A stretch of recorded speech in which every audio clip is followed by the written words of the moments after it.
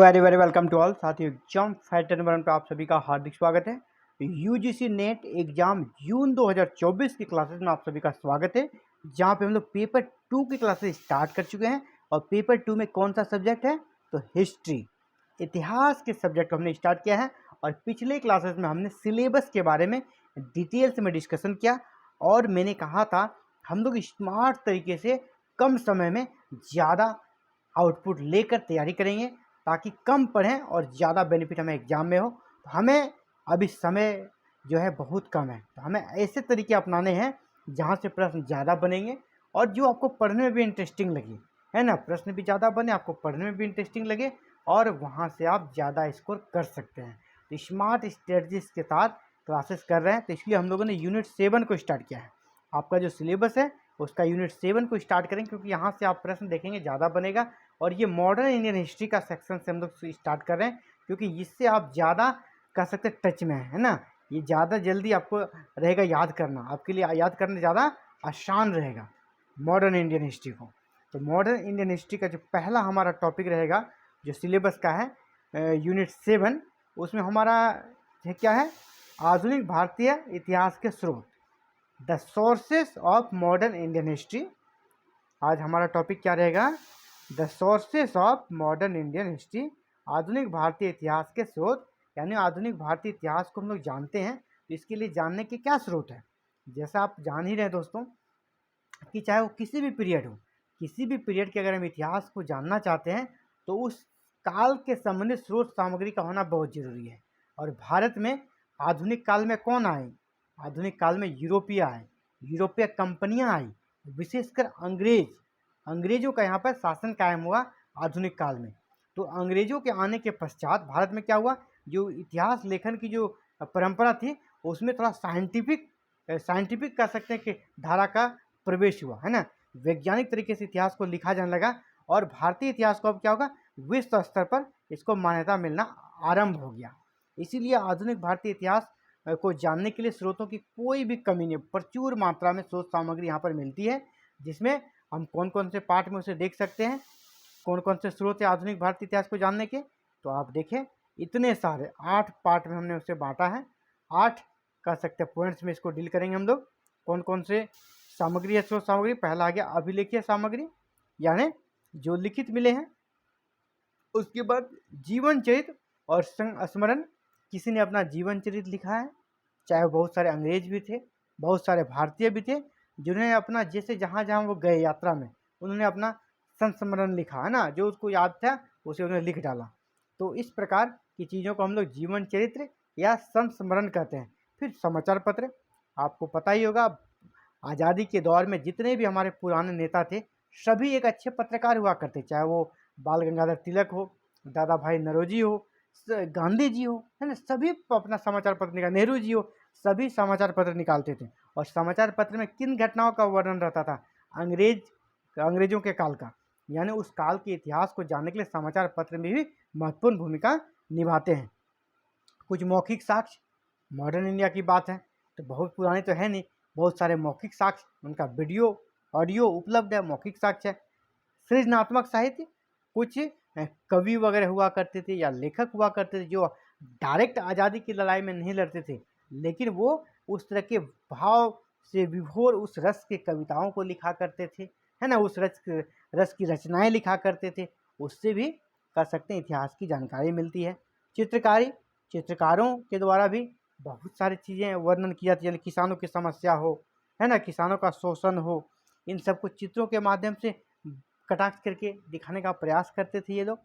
स्मारक, बड़े बड़े जो बिल्डिंग्स बने, वो स्मारक, उनके द्वारा जारी किए गए सिक्के, उस काल में जो सिक्के जारी किए, वो भी इतिहास को जानने के महत्वपूर्ण स्रोत है। तो चलिए एक एक को हम लोग देखते हैं, अभिलेखीय सामग्री में कौन कौन से महत्वपूर्ण है। तो एक हमारा रहेगा अभिलेखीय सामग्री। 1 नंबर में क्या था? अभिलेखीय सामग्री। तो अभिलेखीय सामग्री में हम लोग किसे देखेंगे? केंद्र सरकार के अभिलेख। अभिलेखीय सामग्री को मुख्य रूप से हम लोग A, B, C और यहाँ पर देखेंगे C को फिर सब दो दो पॉइंट में हमने बांटा है, A, B और C 3 पॉइंट में हम लोग इसको बांट कर देख रहे हैं।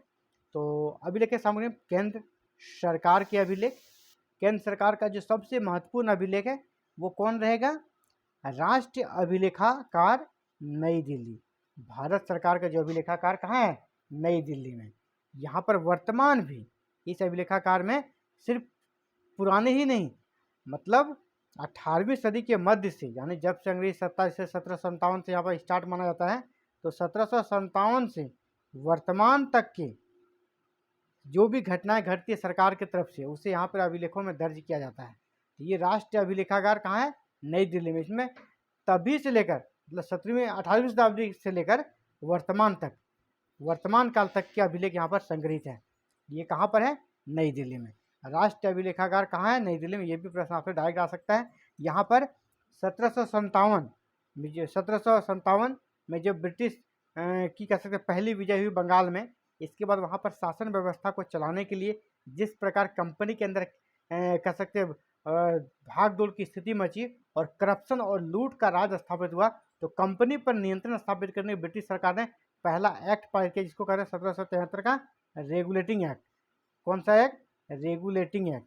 तो रेगुलेटिंग एक्ट से लेकर इसके बाद समय समय पर ब्रिटिश संसद ने जितने भी एक्ट पारित किए, उन सभी का रिकॉर्ड यहाँ पर उपलब्ध है। कहाँ पर?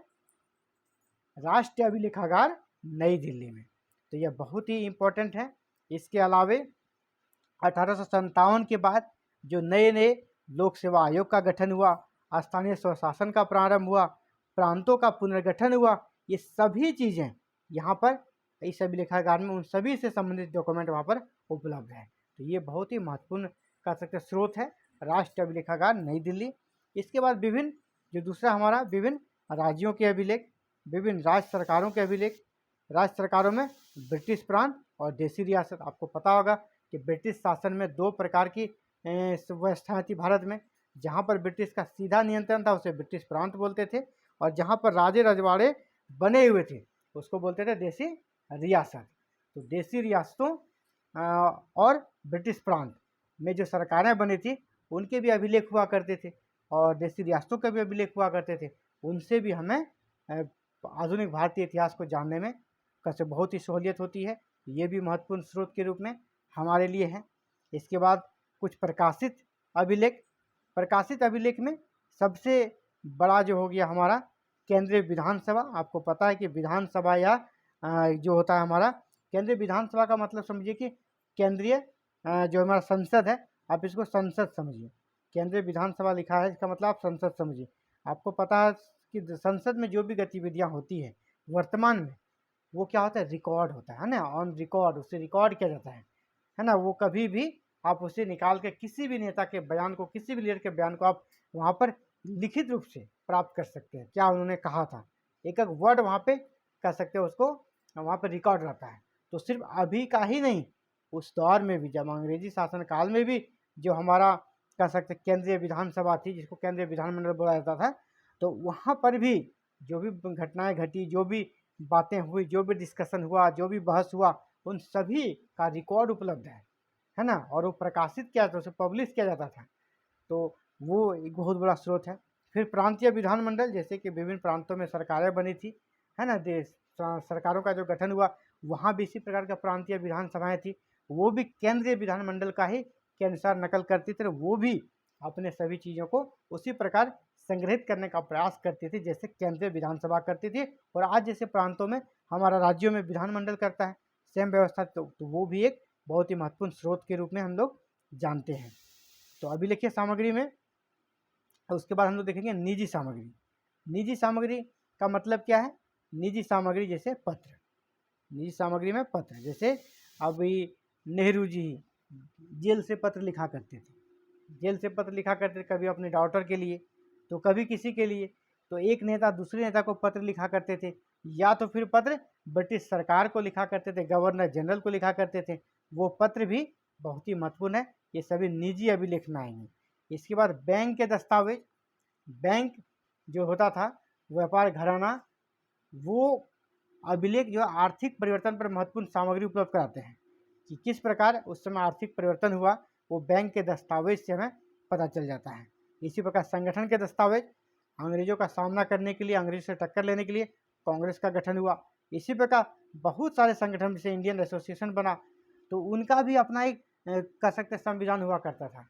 उनका भी क्राइटेरिया हुआ था हर काम को करने का, तो वो भी लिखित रूप से सभी चीज़ों को लिखते थे। कहाँ बैठक हुआ, इस बैठक में क्या प्रस्ताव पारित हुआ, अगला बैठक कहाँ होगा, इसके अध्यक्ष कौन है, इसके उपाध्यक्ष कौन है। तो ये सारा जो उनका डॉक्यूमेंट है, चाहे वो कांग्रेस पार्टी का डॉक्यूमेंट हो या इंडियन एसोसिएशन का हो, या ना, या कोई भी बहुत सारे जो संगठन बने, किसान सभा का हो, वो भी एक महत्वपूर्ण भूमिका निभाता है हमारा कैसे दस्तावेज के रूप में और अभिलेखीय सामग्री के अंतर्गत।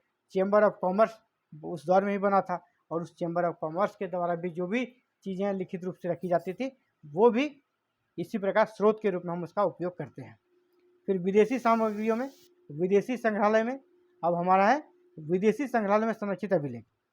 अंतिम जो हमारा क्या है, निजी अभिलेख हो गया। इसका विदेशी संग्रहालय, जो विदेशी संग्रहालय है, जैसे भारतीय संग्रहालय हमारा कहाँ है, दिल्ली में, तो विदेशों के भी संग्रहालय हैं, अलग अलग देशों के अपने संग्रहालय हैं, है ना। तो वहाँ से भी बहुत सारे संरक्षित अभिलेख अभी भी हैं इंडिया के लिए।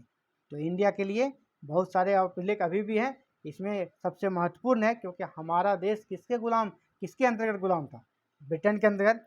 तो ब्रिटेन में एक ऑफिस है, India office records. India office records कहाँ है, ये लंदन में। इंडिया ऑफिस रिकॉर्ड्स लंदन में है, और इसे हम लोग कहते हैं कॉमनवेल्थ रिलेशंस ऑफिस भी कहते हैं। इंडिया ऑफिस रिकॉर्ड्स का दूसरा नाम क्या है, कॉमनवेल्थ रिलेशंस ऑफिस। जैसा आपको अवगत है कि जिस प्रकार अंग्रेजों के कैसे ब्रिटेन की जितने भी देश उसके उपनिवेश रहे थे, उनका उन्होंने एक संगठन बनाया है जिसको क्या बोलते हैं, कॉमनवेल्थ नेशंस। कॉमनवेल्थ नेशन वैसे 51 कंट्री हैं, वैसे 51 देश हैं जो कभी न कभी ब्रिटेन के उपनिवेश रहे थे। उनका एक संगठन बनाया है, तो उसके लिए भी कि कॉमनवेल्थ में रिलेशन अच्छा रहे, सभी 51 देशों के बीच रिलेशन अच्छा बना रहे, इसके लिए कॉमनवेल्थ नेशंस के लिए एक रिलेशंस ऑफिस बनाया गया है लंदन में। तो इस ऑफिस से भी हमें बहुत कुछ आधुनिक भारतीय इतिहास के बारे में जानकारी मिलती है। इसका मुख्यालय कहाँ है, लंदन में।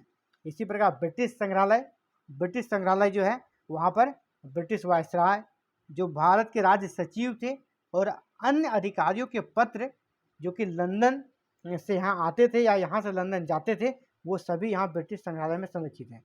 यहाँ पे क्या क्या संरक्षित है ब्रिटिश संग्रहालय में, ये कहाँ है, ये भी आपका लंदन में है, ये भी आपका लंदन में है ब्रिटिश संग्रहालय।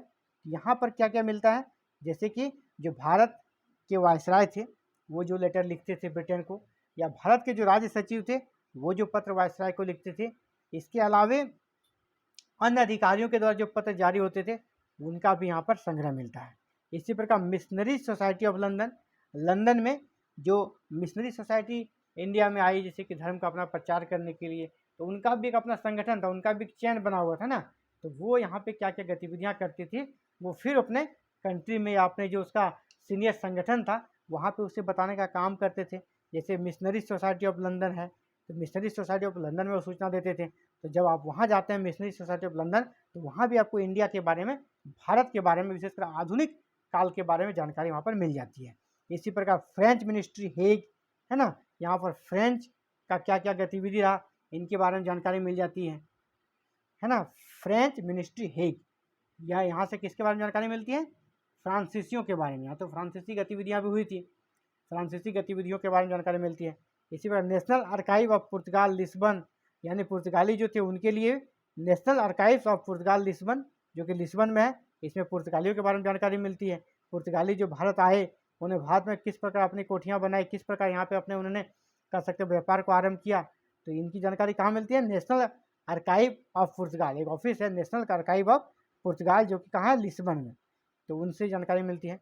फिर जर्मन फॉरेन ऑफिस, जर्मन का जो विदेश विभाग है, वहाँ से भी जानकारी मिलती है आधुनिक भारतीय इतिहास को जानने का। क्योंकि आप जानते हैं कि जब विशेषकर सुभाष चंद्र बोस का जर्मनी से अच्छा संबंध था, इन्होंने जर्मनी से मदद लेकर जिस प्रकार हिटलर से इन्होंने बात की और अंग्रेजों को भारत से भगाने का प्रयास किया, तो इस प्रकार की बातें जर्मन जैसे भारतीय इतिहास में लिखा गया है सुभाष चंद्र बोस के बारे में, तो जर्मनी के इतिहासकारों ने भी इसके बारे में लिखा है कि सुभाष चंद्र बोस नामक एक नेता भी थे जो कि हिटलर का मदद से अंग्रेजों को भारत से भगाना चाहते थे। इसी प्रकार state department USA, justice department USA, इसके अलावा हम और एक देश से हमें जानकारी मिलती है आधुनिक भारतीय इतिहास को जानने का, वो हमारा पाकिस्तान है। क्योंकि पाकिस्तान तो भारत से ही टूटकर बना है ना, भारत से अलग होकर बना है, तो वहाँ पर भी एक ऑफिस है जिसका नाम है West Pakistan record office. West Pakistan record office, यहाँ से भी हमें भारत के आधुनिक भारतीय इतिहास के बारे में जानकारी मिलती है। वेस्ट पाकिस्तान रिकॉर्ड ऑफिस कहाँ है? लाहौर में, पाकिस्तान के लाहौर में। इसी प्रकार अभिलेख कार्यालय पेशावर, वहाँ का जो अभिलेख कार्यालय है वो पेशावर में है पाकिस्तान का। तो वहाँ से भी हमें आधुनिक भारतीय इतिहास को जानने के बहुत सारे स्रोत मिलते हैं। तो आज के क्लासेस में हम लोगों ने क्या देखा दोस्तों कि जो हमारा यूजीसी नेट का सिलेबस है उसका यूनिट 7 में क्या है? आधुनिक भारतीय इतिहास के स्रोत। आधुनिक भारतीय इतिहास को जानने के क्या क्या स्रोत हैं, तो हम लोगों ने स्रोतों में जो अभिलेखीय स्रोत थे उनके बारे में देखा। नेक्स्ट क्लासेस में हम लोग में और भी आगे बढ़ेंगे, इसमें जो भी महत्वपूर्ण स्रोत है इंपॉर्टेंस और भी उसको डील करते हुए कंप्लीट क्लासेस करेंगे। और यहाँ पे हम लोग अभी क्या है, यहाँ से प्रश्न बनते हैं, इसलिए यहाँ पे हम लोग शॉर्ट में नहीं जाएंगे। इसके लिए 1-2 क्लासेस अभी चलेगी लगातार आपका स्रोत पर ही, है ना, स्रोत पर है, रिसोर्स पर ही। अभी आपसे हो सकता है 3 क्लासेस पर मिले, इससे आपको 3 क्लासेस मिल जाएगा रिसोर्स पे। यहाँ से बहुत सारे पॉइंट्स आपको मिल जाएंगे, और जिसे इसके बाद हम लोग टेस्ट भी ऑर्गेनाइज करेंगे आधुनिक भारतीय इतिहास के स्रोत से रिगार्डिंग। कर सकते हैं कि टेस्ट लेंगे और इस टेस्ट के माध्यम से जानने का प्रयास करें किस प्रकार के प्रश्न आते हैं। और ये जो टेस्ट होगा ना, प्रीवियस ईयर बेस्ड होगा, प्रीवियस ईयर बेस्ड होगा, प्रीवियस ईयर क्वेश्चन रहेगा, है ना, previous year question based test रहेगा जो कि यूजीसी नेट के एग्जाम में आए हैं। आपको ये पता चलेगा कि रिसोर्स से किस प्रकार के प्रश्न आते हैं।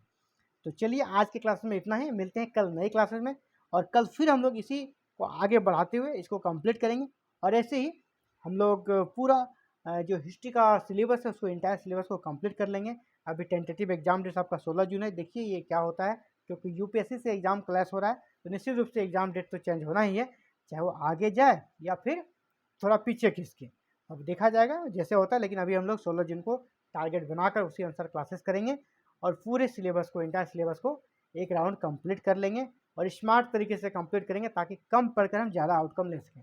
तो ये था साथियों आज के लिए important class. Thank you very very much for watching this video connecting the exam fighter number 1। आप भी चाहते हैं यूजीसी नेट पेपर 2 हिस्ट्री की क्लासेस करना, तो हिस्ट्री की क्लास आप हमारे साथ जुड़कर कर सकते हैं, बिल्कुल फ्री में क्लासेस कर सकते हैं। और क्लासेस ऐसे वैसे क्लासेस नहीं, आपका मिशन क्या होगा, मिशन जीआरएफ। मिशन अगर आपका जीआरएफ फतह करना है तो ही आप हमारे साथ जुड़ें, क्योंकि आपको उस लेवल की तैयारी कराई जाएगी आपका जीआरएफ क्रैक हो। तो आप भी लगन लगाएं, हम आपके साथ हैं और इसी प्रकार क्लासेस एग्जाम तक चलती रहेगी। तो आप भी चाहते हैं क्लासेस को ज्वाइन करना, जल्द से जल्द क्लासेस को ज्वाइन करें, कोई फीस कोई पेमेंट नहीं है, बस चैनल को सब्सक्राइब कर लें, बेल आइकन को प्रेस करके ऑल बटन को क्लिक कर लें ताकि क्लासेस की वीडियो एवरी इवनिंग जब अपलोड हो तो आप तक नोटिफिकेशन जाए, आप क्लासेस को देख पाएँ। Thank you very very much for watching this video and connecting the exam fighter number 1।